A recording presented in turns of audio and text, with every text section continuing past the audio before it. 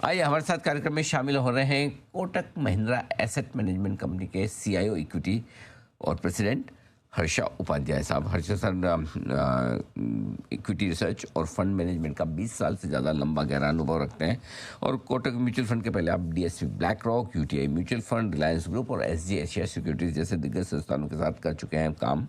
साथ ही आपके पास है degree bachelors of engineering mechanical में आपने ली है और साथ ही साथ post graduation diploma in finance किया है आपने आईआईएम लखनऊ से और साथ ही आप सीएफए भी हैं। हर्षा सर गुड मॉर्निंग, बहुत बहुत स्वागत है आपका सर, धन्यवाद हमें समय देने के लिए। सबसे पहले समझाएं कि बाजार का मूड माहौल ऐसा लग रहा था कि ट्रैक पर आ रहा है, आते आते एकदम से ब्रेक लग गया। अब ये ब्रेक लगा ही है कि यू टर्न ले लेगा वापस से, वो पुराने दिन देखने पड़ जाएंगे जो युद्ध के समय और बड़ा वो माहौल बड़ा खराब सा था सर।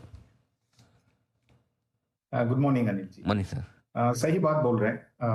एक तरफ से जो नतीजों का सिलसिला रहा वो ठीक ठाक ही है, तो उस हिसाब से मार्केट में थोड़ा बहुत स्टेबिलिटी आ रहा था। एफपीआईज का नंबर्स भी थोड़ा बहुत पॉजिटिव आ रहे थे, तो और रुपी भी स्टेबल हो गया था। एफसीएनआरबी का पैसा भी भारत में आ गया। तो एक तरफ से क्रूड ऑयल, सबसे बढ़िया बात तो ये था कि क्रूड ऑयल करीब करीब 70 के आसपास पहुंच गया था। लेकिन देखिए फिर से ये युद्ध वापस शुरू हुआ है, तो उसके चलते हुए क्रूड ऑयल ऊपर गया है। फिर से वही सब जो कंसर्न्स पहले 2-3 महीने पहले थे, वो सब कंसर्न्स फिर से मार्केट में आ रहे हैं।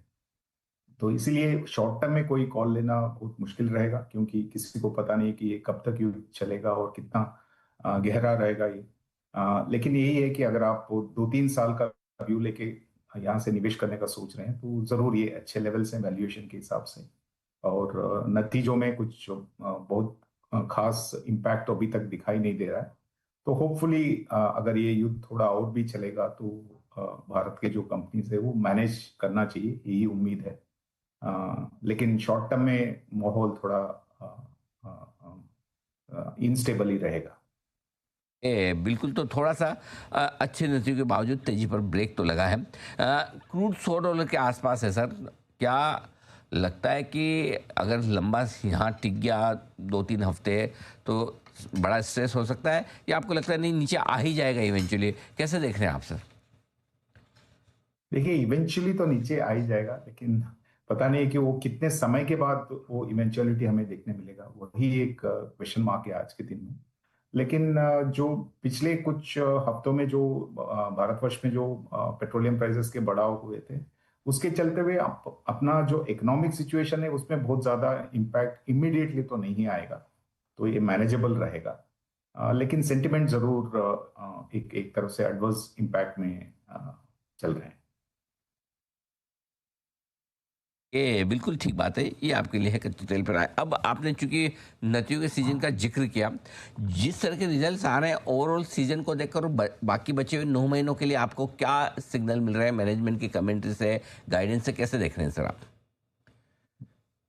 देखिए अभी तक करीब करीब 40% कंपनीज रिजल्ट्स अनाउंस कर चुके हैं, और उनके रिजल्ट्स देखेंगे तो जो उम्मीद थी उससे बेहतर रिजल्ट्स आए हुए हैं। तो एक तरफ से कुछ कंपनीज में ये उम्मीद था कि शायद युद्ध के चलते हुए और क्रूड ऑयल का जो एनर्जी शॉक था उसके चलते हुए मार्जिन्स पे इम्पैक्ट होगा या प्रोडक्शन पे इम्पैक्ट होगा, वो देखने को नहीं मिला है। और एक तरफ से अगर आप सिर्फ निफ्टी का बात करें तो करीब करीब 12% का ईयर ऑन ईयर ग्रोथ अभी तक के जो कंपनीज रिजल्ट्स अनाउंस किए हैं उनके हिसाब से बन रहा है, तो ये खराब नहीं है।